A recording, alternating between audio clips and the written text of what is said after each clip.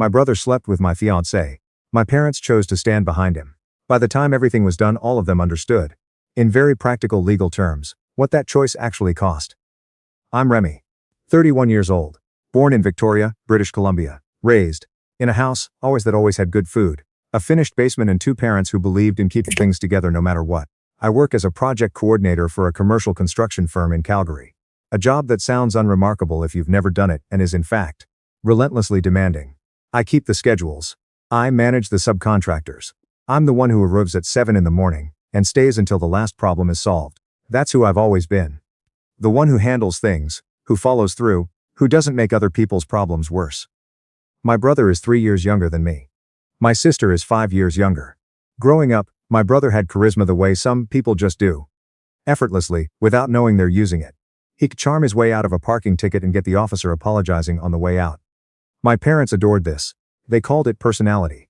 I watched it operate and filed it under something else entirely. The scoreboard was subtle enough that an outsider wouldn't catch it. But I caught it. When my brother dropped out of his first university program, my parents said he was finding himself. When I switched engineering electives in second year, my father spent 2 weeks asking what I was doing with my future. When my brother crashed his car at 19, my mother cried because he could have been hurt. When I got a speeding ticket at 22, my father didn't speak to me for a week. I spent my entire adolescence being the responsible one. The only reward for that was more responsibility. I met my fiancée in second year at the University of Calgary. We were in the same elective, an urban planning course neither of us technically needed, signed up for on the same vague impulse to do something different. She was in commerce.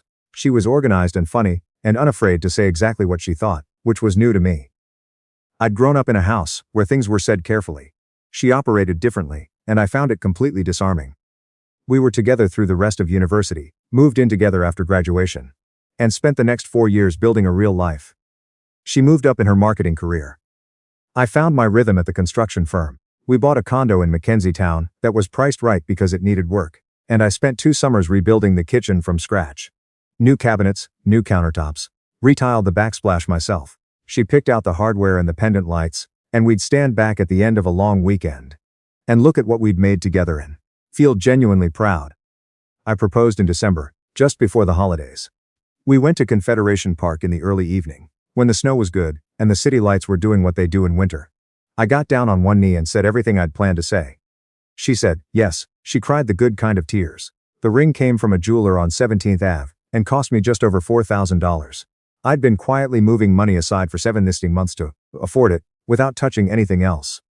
My brother met her properly the following Easter at my parents' place in Victoria. He'd crossed paths with her briefly before, but this was the first time they'd spent real time in the same room. I noticed something that weekend that I didn't name at the time. He watched her differently than he watched most people. My brother usually performs at social gatherings. He's the one with the story, landing the punchline. That Easter he was quieter, more attentive. I registered it somewhere and filed it under nothing. He started coming to Calgary more frequently after the engagement. He was living in Kelowna, and the drive over Rogers Pass is not casual, most of a day in good conditions. But he found reasons. A friend in the city, a job lead he was following up, just passing through. He'd end up on our couch for a night or two. My fiancée never seemed bothered by it. She'd make dinner if he arrived at the right time. They had the kind of easy conversations I watched from across the room and thought, this is what family coming together looks like. I was so busy being pleased that my two worlds were connecting that I completely missed what was actually happening between them. Late February. A Thursday afternoon. I had a half day because a client meeting got rescheduled, and I left the office around noon with nowhere to be until the following morning. I stopped at the superstore on the way home. I'd been forgetting a few things on the grocery list for 2 weeks, and this felt like the right moment to deal with it. Grabbed everything, took about 35 minutes, drove the rest of the way home. The condo felt immediately wrong when I opened the door. I couldn't identify why at first. Her shoes were by the entrance, her coat on the hook. Music was playing somewhere low, a playlist I recognized. I set the grocery bags on the kitchen island and stood there for a moment, taking inventory of the room, without knowing why I was doing it.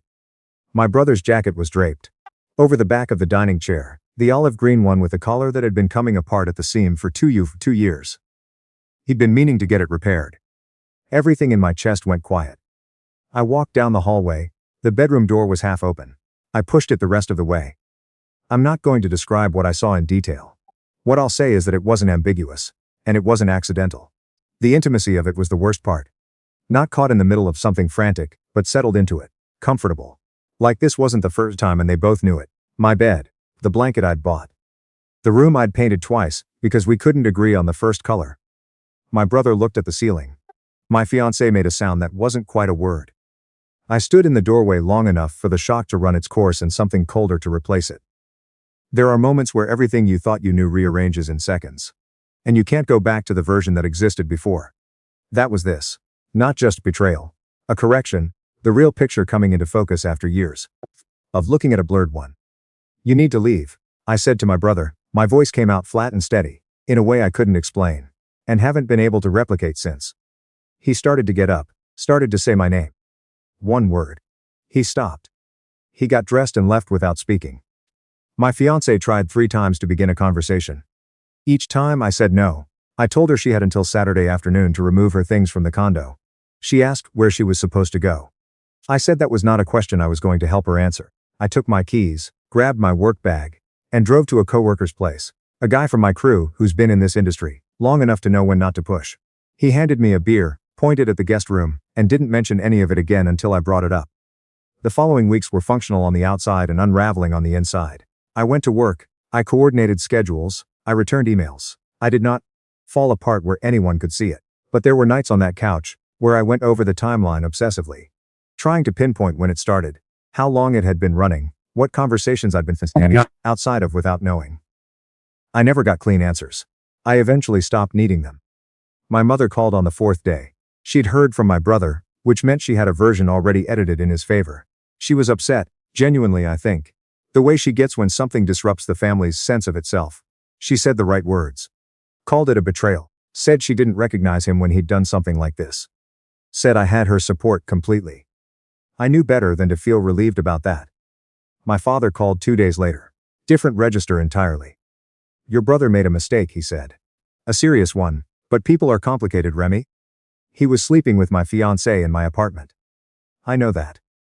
In the bed I bought. In the room I renovated. I know. And you're telling me, people are complicated. He didn't answer that, but the pause told me everything. My father has always defaulted to the path of least resistance. The path of least resistance here was to treat this like weather. Unfortunate, outside anyone's real control. Something you waited out until it passed. Some grudges, he'd said to me once, hurt the person holding them more than anyone else. He had a way of philosophizing in situations where plain accountability would have done the job better. I hung up before he got to that part. My sister called the same week. Careful and measured, the way she always is when she's trying to stay friends with everyone in a room at once. She said she loved me. She said she didn't understand how he could do this. Then she mentioned, with studied casualness, that he was really struggling with what had happened. I told her his struggle was not something I was available to manage. She went quiet. The call ended. The Denver company expansion came up in April. My director mentioned it like she was thinking out loud. Edmonton office, needed someone reliable to anchor it, senior coordinator role. Real opportunity for the right person. She said my name before she finished describing the job. I said I was interested before she finished describing the salary. The logistics took a couple of months. I didn't tell my family much about the move until 2 weeks before it happened, and when I did, I gave them the city and nothing else. No address. I figured they knew how to reach me if there was a genuine emergency. I'd keep my phone. By July I was settled into a rental near White Ave. New team, new projects, new city where no one had any opinion about how I'd handled the last 6 months. My mother called mid-July. I knew before she finished the second sentence where the call was going. She has a particular quality to her voice. When she's launching into something she already knows I won't accept. Slightly elevated, overly careful, like she's already braced for impact. She told me my brother and my ex-fiancée were officially together now. She said he wanted to apologize properly. She said my ex-fiancée wanted to apologize too. She said they weren't asking me to approve, just to eventually be open to a conversation. Mom, I said. I want to be clear about something. There is no conversation. There is no eventually. I am not reconciling. I am not forgiving. I am not sitting at any table where either of them are present. That's not where this is going. You can't stay angry forever. I'm not angry. I'm finished. Those are different things. She said I was being stubborn. I said I was being consistent. She started crying. That specific rhythm of known soon since I was 6 years old, which I've learned doesn't always mean what it sounds like it means. I told her I had to go. The pressure that followed arrived in phases, like something with a process behind it. First the calls, which I managed with block lists. Then my sister finding workarounds when I blocked her main number. She had a way of being persistent she mistook for care. Then in September my father appeared at my Edmonton office. He'd called my Calgary branch, pretending to have urgent family information, and gotten my Edmonton location from someone at reception, who had no reason not to give it out. I made a note to talk to HR. I also made a note to talk to a lawyer. My father looked tired in the lobby, older than the last time I'd seen him. He sat with his jacket across his lap, like he wasn't sure he was allowed to stay. "How did you find where I work?" I asked. I didn't sit down. "Your mother called the Calgary office." I said nothing to that. "I just want to see my son," he said. "I understand that. But driving to Edmonton and using my employer to track me down isn't a conversation. It's pressure. There's a difference between those two things." He stood up, said the usual things: family history, years we'd had together, love that was still there regardless of what had happened. He said my mother wasn't sleeping. He said my brother was genuinely struggling, and my ex-fiancée was having a hard time, and things between them weren't what either of them had imagined. "That's not a problem I'm going to help solve," I told him. "You're my son. A father's job," I said, "is to be in his son's corner when his son's life falls apart. Not to ask that son to be patient while the people who took it apart are welcomed back for Thanksgiving."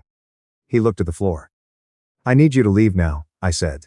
"If anyone from the family contacts this office again for personal reasons, I'll file a formal complaint. And I'll speak with my lawyer about what options are available to me. That's not a threat, that's information." He left. I went back upstairs. My hands were steady. I started formally documenting everything that same week. Every call from numbers I'd already blocked, with dates and times, the office visit. The fact that my employer had been contacted under false pretenses to obtain my location. My lawyer reviewed it in October, and said I had a solid foundation to proceed further if the contact continued. The contact continued. March brought the confrontation I'd known was coming. In the way you know a storm is coming, when the pressure drops. I was finishing a Saturday morning run. Edmonton in March is still properly cold. That stubborn leftover cold that has no business being there. And they were on the sidewalk in front of my building. My mother and my father and my sister. And beside their car, my brother and my ex-fiancée. 5 people who had driven 8 hours through Alberta winter to stand on my street. I stopped walking. Just looked at all of them for a moment without saying anything. My mother said my name. My father started with something about needing 10 minutes. My ex-fiancée was already crying. My brother stepped forward and I held up one hand. "Don't." He stopped. I took my phone out, hit record. Held it up so every one of them could see what I was doing. Nobody said anything about it. I'm going to say this once, and I want it to be clear. I will not be reconciling with any of you. I will not be forgiving my brother, and I will not be forgiving her. I will not attend any gathering where either of them are present. I have documentation going back 8 months, calls from blocked numbers, the office visit, the call made to my employer under false pretenses to get my location. I have a lawyer. The restraining order application is already in process. If anyone here contacts me in any form after today, that process completes immediately. If anyone shows up here again, I will call the police before I do anything else. My mother was crying. My father had his arms folded and was looking at the pavement. My sister had turned her face away. My brother looked at me for a long moment with an expression I couldn't entirely read, something calculating underneath whatever else was happening. And then looked away. "You have 60 seconds, I said. "I'm going inside." I went inside. The restraining order took 4 months to finalize. I had enough documentation that my lawyer said early on. It was a question of when, not if. The order came through in July. I haven't heard from any of them since the sidewalk. My mother sent something to my old address at Christmas. The building management forwarded it because she'd addressed it in my name, and they still had my file. I didn't open it. Whatever it said, I didn't need it. I heard through a mutual contact from university. Someone connected loosely enough to my family that they'd caught wind of things, that my brother and my ex-fiancée aren't together anymore. That the relationship, built on what it was built on, couldn't hold its weight once the initial momentum wore off. Financial pressure, apparently. And the particular friction that comes from being the people who did what they did. I won't pretend I processed that information without feeling anything. I felt something. I'm still not sure it matters enough to examine closely. What I can tell you is that Edmonton suits me. The winters are serious, but I've got good gear. And I run 3 mornings a week. With a group of people who care about pace and not much else. I was promoted to senior project coordinator in the fall. I put an offer in on a condo near the river valley 8 months ago. And it was accepted. The kitchen needs work. I know how to do that. There are moments, usually early Sunday evenings, that particular window when families tend to converge, where I feel the shape of something missing. Not the people themselves, exactly. The version of those relationships I believed I was in before I understood what I was actually in. The family I thought I had, before I learned the terms it ran on. But absence isn't the same as loss. When what was there was never quite what you thought it was. My mother raised me to believe that family was the thing worth protecting above everything else. She was right about that. I just took her at her word more literally than she intended.